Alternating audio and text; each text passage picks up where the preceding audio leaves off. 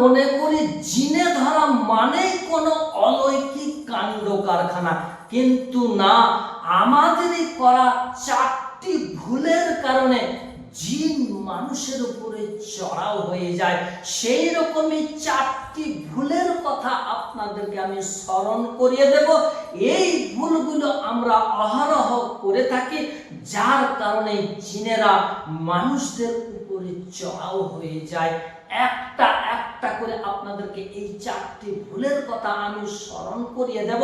সবশেষে অর্থাৎ 4 নম্বরে যে ভুলের কথাটি আপনাদেরকে আমি বলবো, এই ভুলটা কিন্তু আমরা প্রত্যেককেই অহরহ করে থাকি।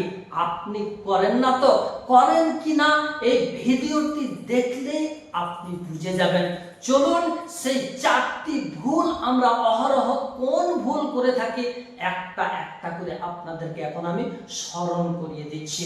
নাম্বার 1, বাথরুমের ভিতরে, পায়খানার ভিতরে যদি আপনি আমি সেক্স করি, তাহলে কিন্তু শয়তান জিনগুলো আমাদের শরীরের ভিতরে ঢুকে যাওয়ার সুযোগ পেয়ে যায়। নাম্বার 2, সন্ধ্যের সময় অর্থাৎ সূর্য যখন পশ্চিম আকাশে ঢলে পড়ে, ওই সময় আমি আপনি যদি ময়লা আবর্জনার স্তূপের কাছে থাকে, তাহলে ওই সময় কিন্তু তড়ে ঘড়ে ওই জায়গা থেকে আমাদেরকে হটে যেতে হবে, সরে যেতে হবে।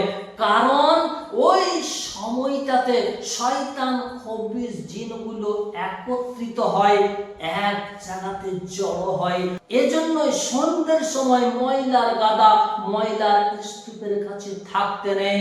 কারণ শয়তান খবিস জিনগুলো নোংরা আবর্জনাযুক্ত জায়গাগুলোকেই পছন্দ করে, আর ওই জায়গাতেই তারা সবচাইতে বেশি জমায়েত হয়। নাম্বার 3, আমরা যে বিছানাতে ঘুমাই, শয়ন করি, ওই বিছানাটা যদি দিনের পরে দিন নোংরা আর অপবিত্র নাপাক থাকে, তাহলে কিন্তু ওই খবিস জাতের জিনগুলো আমাদের সাথে ঘুমাবে। ওই সুযোগেই কিন্তু খবিস জাতের শয়তান জিনগুলো মানুষদের উপরে চড়াও হয়ে যায়। 4 নম্বরে যে ভুলটা আমরা সবচাইতে বেশি পরিমাণে করে থাকি, সেটা হচ্ছে মহিলাদের পিরিয়ডের রক্ত লাগানো যে কাপড়টা, অর্থাৎ মেন্সের রক্ত লাগানো কাপড়টা আমরা কি করে নোংরা আবর্জনাযুক্ত জায়গাতেই বেশি ফেলে দিই। আর এটা কিন্তু আমাদের স্বাভাবিক একটা ব্যাপার হয়ে গেছে। সাবধান, ওই নোংরা কাপড়টিকে অর্থাৎ রক্ত লাগা কাপড়টিকে আপনি পরিষ্কার পরিচ্ছন্ন না করে নোংরা আবর্জনাযুক্ত জায়গাতে খবরদার ফেলে দেবেন না। কারণ ওই নোংরা আবর্জনাযুক্ত জায়গাগুলোতেই তো খবিস জিনদের বসবাস। আপনি যখনই ওই কাপড়টিকে ফেলে দেবেন, ওই খবিস জাতের জিনগুলো সেটিকে নাক দিয়ে ঘ্রাণ নেবে আর ওই মহিলাটির কাছে গিয়ে উপস্থিত হয়ে যাবে। আপনি এখানে প্রশ্ন করতে পারেন যে ওই মহিলাটাকে চিনবে কি করে? একদমই উত্তরটা হচ্ছে সহজ।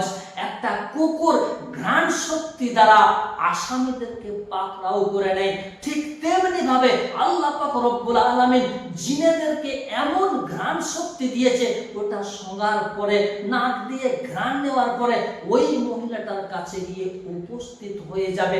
তো এই 4টি ভুল যেন আমরা না করি। এই 4টি ভুলের কারণে খবিস শয়তান জিনগুলো মানুষদেরকে ধরে নেয়, পাকড়াও করে নেয়, মানুষদের উপরে আক্রমণ করে বসে।